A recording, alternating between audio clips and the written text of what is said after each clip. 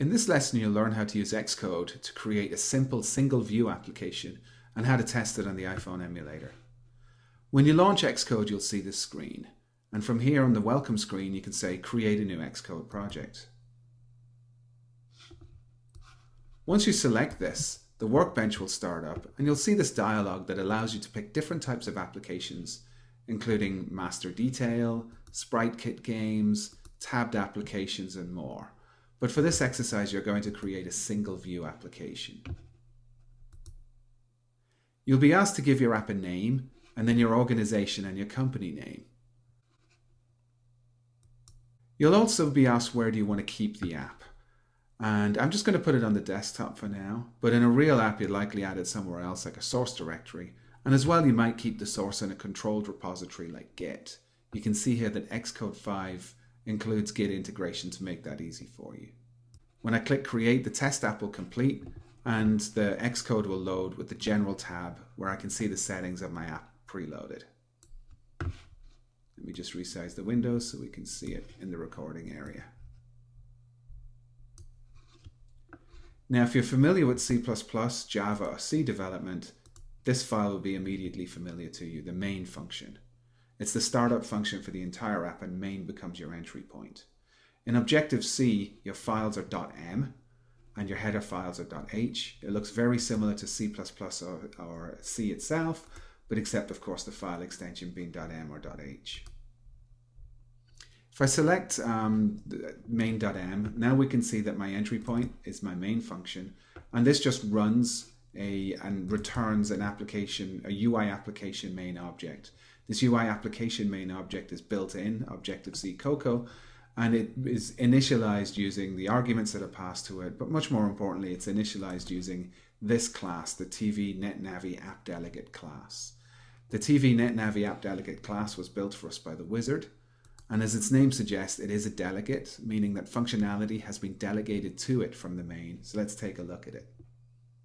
It doesn't do a whole lot right now, but it does give you useful functions that can be called when various app level events get fired, such as the application did enter the background or the application is about to enter the foreground.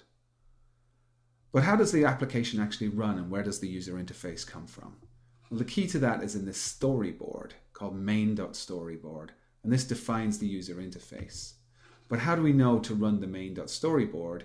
The key to that is here in the info.plist file for your application. If you select that and you come down here, you'll see that the main storyboard file name is actually just called main. And as a result, when main executes and it launches the app delegate or creates an instance of the app delegate class, it also runs the main.storyboard. The main.storyboard, as we said, defines what the UI is going to look like. Now, this is a very simple application that we have right now. And we can see that I have my controller scene and I have my view controller. So my view controller, as its name suggests, controls the view, and the view is seen here. Now, my view controller is on a storyboard is just entirely UI, but there has to be some code backing this up. And you specify the code or the class for that code using the custom class setting here. If you look at these selectors across the top, you'll see identity and type is here, quick help is here, custom class is this object here. And this allows me to specify the class. And the class is TV NetNavi View Controller.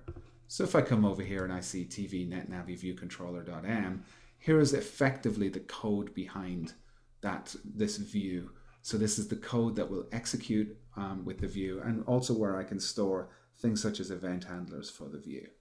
So here we can see that I have a couple of functions already created for me.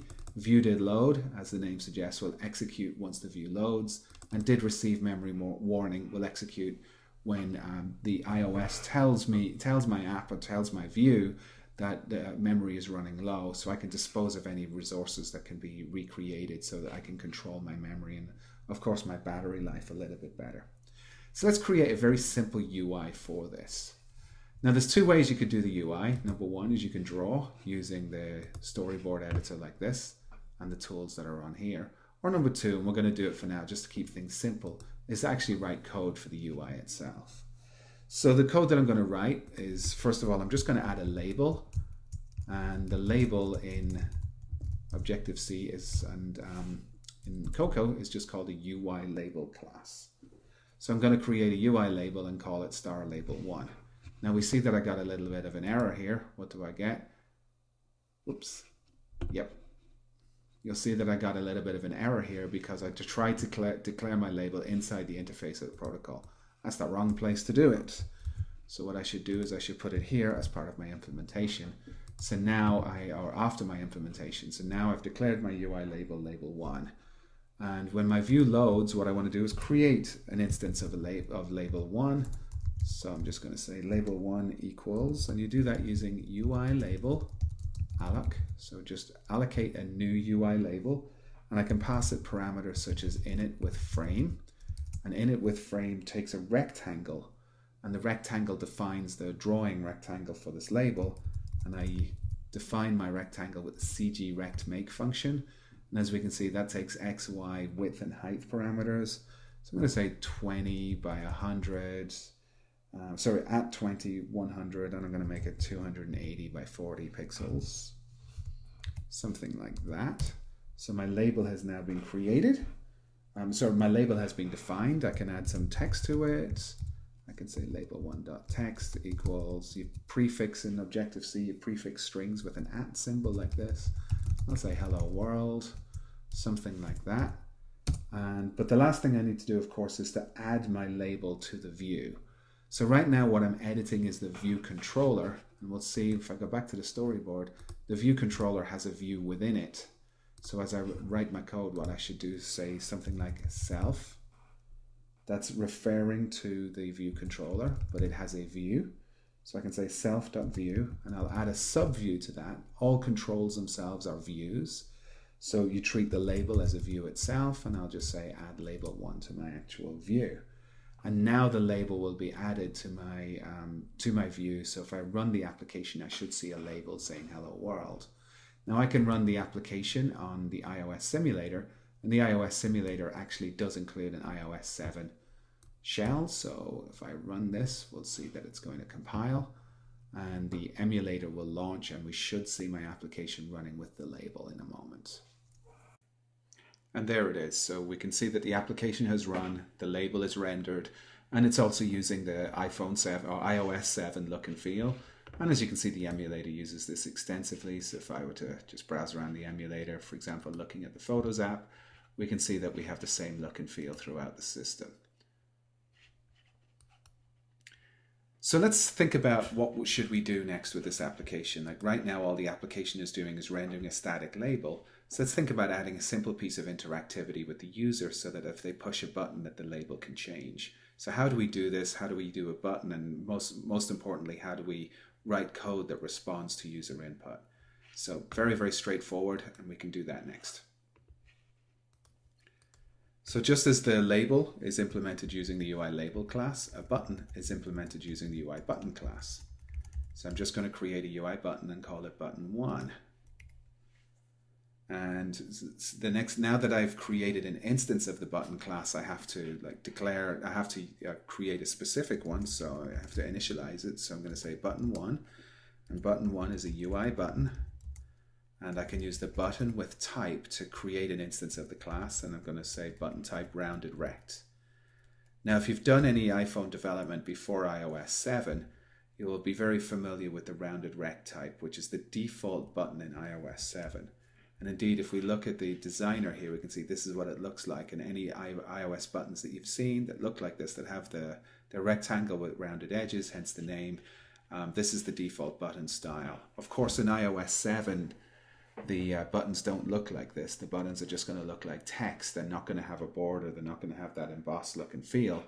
But the class is still called UIButton type rounded rect. So it may change over time, but for now, at least in this developer preview, they're still rounded rectangles. So I have to put it within a frame like I did with the button. And the frame is just it's a cgRect. If I go here, we see the cgRect frame. So I can just say cgRectMake. So I give it x, y, width, and height. So I'm going to say x is 20, y is 200. I'm going to make it 280 wide. I'm going to make it 40 high. I need to give it a title, so I do that with the message set title. Button1 set title. and I give that a string. So I'm just going to say click me, something like that. And I need to give it that title for a specific state. There are different states a button can have, and the default state is just UI control state normal. So if I control state normal, we see there's application disabled, highlighted, normal, reserved, and selected, but I'm just going to say normal, which is the default that it should have every time. And then I'm going to create the event handler, or I'm going to specify the event handler to call whenever the user touches the button. And I do that using the add target message. So I say button1 add target. And the first thing I want to do is specify the class in which the function that handles the event is held. And in this case, it's just self. So it's going to be within the TV NetNavi view controller class. And then I specify the function itself using a selector on the action. So I say the action is selector, call this particular function. I'm just going to call it button1 click, like so. And then I have to specify when does this actually happen. Now the default event that you would imagine is when the user you would typically be clicking with a mouse, but on an iPhone you're going to be touching. But you can touch the button and then move your finger away from it before you lift it, and that wouldn't generate, or that shouldn't generate the event. You want the event to be generated when the user has touched the button and lifts their finger off the button while they're still inside the bounds of the button. And the control event for that is called the UI control event touch up inside. So I'm going to say I want to run this for control events, and I'm going to run it for the UI control event touch up inside. You see this, there are a number of different types. There's touch down, touch cancel, repeat, enter, exit, touch drag inside, touch drag outside, touch up inside, and touch up outside. But this one that I want to use is the touch up inside, and that's the typical scenario of you having a user touching a button for a particular action. That's the event that will fire. And then finally I need to add it to the view the same way as I did with the label. So I say self.view add subview. I'm going to add button1. Now before I run my application, of course, I need to specify this function, button1 click, and what it's going to do. I wrote one earlier just to make things a little easier, but it's just a case of it's going to be a void function. You call it button1 click. Make sure that your case matches. I have capital C here, so capital C there. And like in this case, I'm just going to say label1.text is you click the button. So whenever the user clicks the button, then this text will actually get rendered within the label. So let's execute that and see what it looks like. So my build succeeded, my iPhone emulator ran, and we can see my application running now. We have the hello world and we have the click me. And this is what I was referring to earlier on. Even though it's a rounded rectangular button, we don't see the rounded rectangle anymore. It's just a button. And when I click, I'm going to hold my mouse down, emulating holding the finger down. We'll see that the caption fades in color. So this is provided to us by the operating system. I didn't do anything to get this. And when I release it, we'll see that it fades back, and then the event will get fired because I'm having touch up inside. Actually, I'm not going to do that yet. If I drag the mouse away and then let go, I've just fired a touch up outside. And of course, that's not what we want to have change the label. So I'm going to do it again. I'm going to hold the mouse down and then touch up inside. And we can see that I click the button and the event actually gets fired. So this is a very, very simple application, but what I really like about this is that it shows you a lot of the facets of building a real application for an iOS device, such as an iPhone. We saw how views work, how view controllers work, how the main function gets you in, how the storyboard defines the view and the view controller. And while we're just really scraping the surface of what's possible, and we've built a very, very simple little application, it's beginning to show you a lot of the underlying power that's within iOS. In lesson 2, we're going to build a very similar application to this one, but instead of coding the controls, we'll use the storyboard editor itself and see how that works. And what's very nice about that is how it allows you to separate the view from the controller so that you can have multiple views with the same controller, giving you, for example, a different view for what your application is going to look like on iPad or on iPhone. And that's the point of separating view from controller. The code will be the same, but how it looks will be different. So we'll see you in lesson 2, and thank you for watching this far.